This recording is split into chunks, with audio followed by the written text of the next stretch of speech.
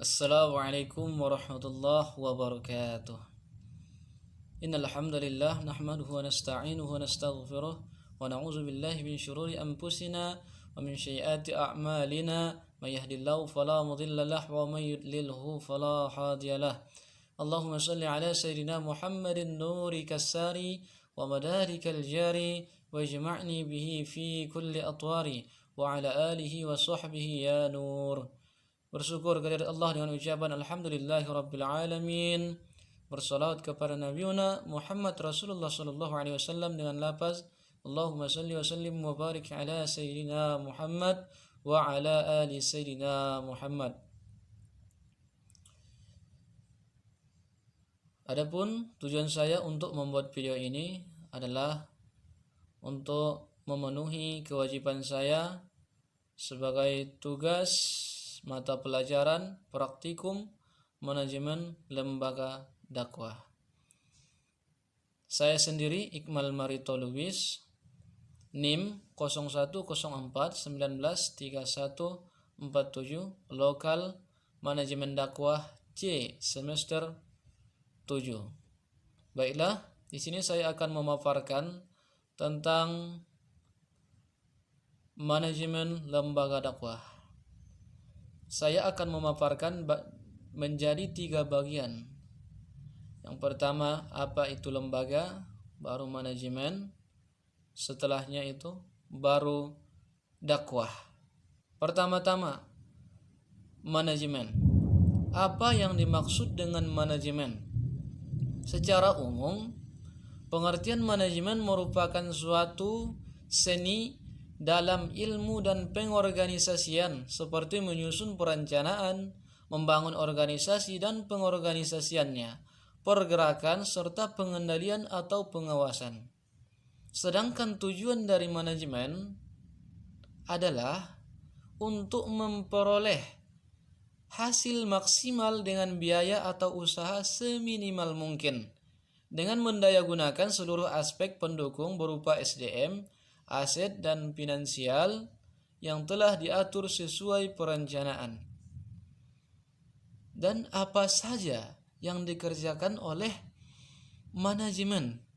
Manajemen merupakan proses perencanaan, pengorganisasian, pengarahan, dan pengawasan sumber daya dalam bentuk finansial, manusia, serta informasi suatu perusahaan organisasi untuk mencapai sasarannya. Contoh manajemen dalam sebuah perusahaan: manajemen produksi, manajemen pemasaran, manajemen administrasi perkantoran, manajemen konstruksi, dan manajemen sumber daya manusia. Ada banyak contoh manajemen dalam sebuah perusahaan. Sekarang apa saja keahlian manajemen itu? Contoh-contoh manajemen skill di dunia kerja seperti berpikir kritis, berpikir logis, menganalisis masalah bisnis, manajemen program. Itu semua adalah skill manajemen dalam dunia kerja. Mengapa kita perlu mempelajari ilmu manajemen? Mempelajari ilmu manajemen dapat membentuk pribadi yang ulet dan teliti, mampu berkomunikasi dengan baik, dan dapat meningkatkan kemampuan dan menganalisis problem solving. Ilmu manajemen yang baik sangat penting dalam mengatur dan mengarahkan sekelompok atau sebuah organisasi. Baik, selanjutnya adalah pembahasan yang kedua adalah tentang lembaga. Apa yang dimaksud dengan lembaga? Menurut Rutan dan Hayami, pada tahun 1984, lembaga adalah aturan di dalam suatu kelompok masyarakat atau organisasi yang memfasilitasi koordinasi antar anggotanya untuk membantu mereka dengan harapan di mana setiap orang dapat bekerja sama atau berhubungan satu dengan yang lain untuk mencapai tujuan bersama yang diinginkan. Sebagai konsep kelembagaan adalah, lembaga adalah institusi atau pranata yang di dalamnya terdapat seperangkat hubungan, norma-norma, nilai-nilai, dan keyakinan-keyakinan yang nyata dan berpusat kepada berbagai kebutuhan sosial serta serangkaian tindakan yang penting dan berulang. Lembaga apa saja? Seperti Presiden Republik Indonesia, Majelis Permusyawaratan Rakyat, DPR Dewan Perwakilan Daerah, MK Mahkamah Konstitusi, MA Mahkamah Agung, BPK Badan Pemeriksaan Keuangan, KPK Komisi Pemberantasan Korupsi, Komisi Yudisial, itu semua adalah lembaga-lembaga yang ada di negara kita, khususnya di Indonesia ini. Dan apa fungsi dari kelembagaan? Fungsi kelembagaan sosial memberi pedoman berperilaku kepada individu masyarakat, menjaga keutuhan, memberi pegangan kepada masyarakat untuk mengadakan kontrol sosial. Kenapa kelembagaan itu penting? Dalam suatu pembangunan di daerah, peran kelembagaan sangat penting keberadaannya.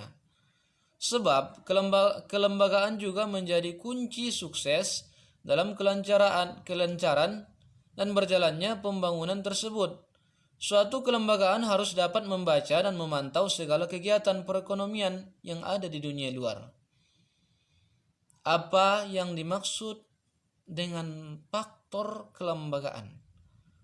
Faktor kelembagaan meliputi kelembagaan yang bersifat meningkatkan keterampilan petani, kelembagaan pendukung seperti penyuluhan, keuangan mikro, pengolahan hasil bagi produksi yang orientasinya untuk konsumsi masyarakat setempat, kelembagaan pemasaran. Contoh lembaga sosial primer dalam masyarakat adalah seperti lembaga keluarga, lembaga pendidikan, lembaga hukum, lembaga ekonomi, lembaga agama, serta lembaga kesehatan.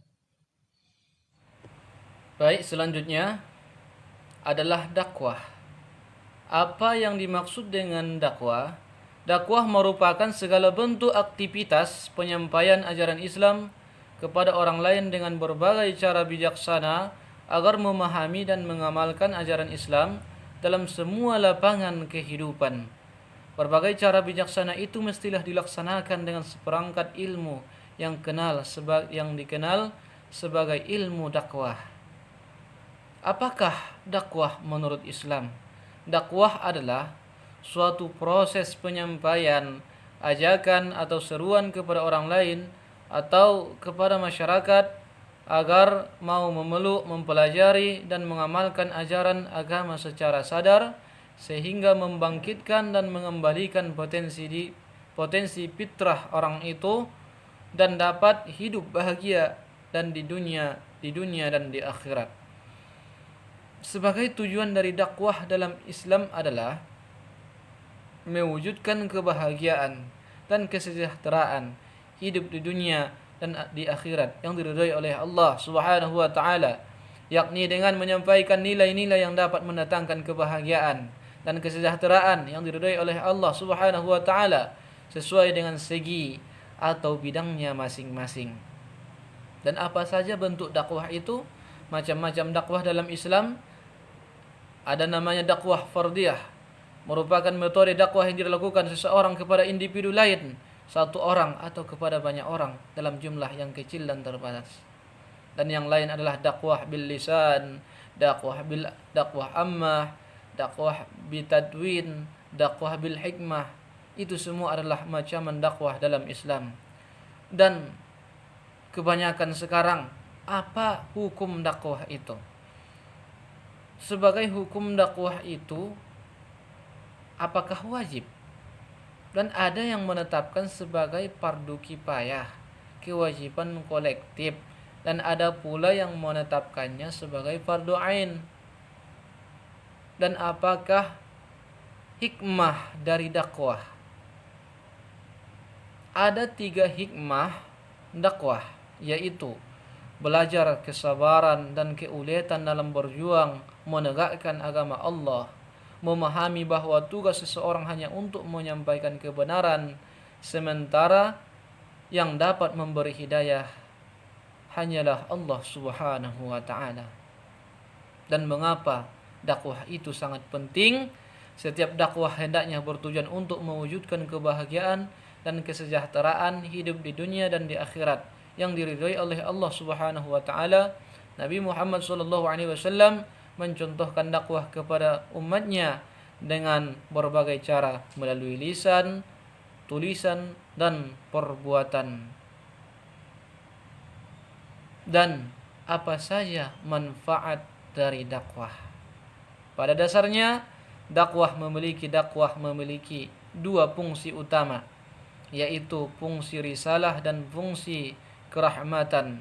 Secara kerisalahan, dakwah Islamiyah dapat dipahami sebagai proses pembangunan dan perubahan sosial menuju kehidupan yang lebih baik. Itu saja materi yang dapat saya sampaikan. Di mana ada penyampaian yang salah, mohon dimaafkan. Akhirul kalam, billahi taufiq wal hidayah. Wassalamualaikum warahmatullahi wabarakatuh.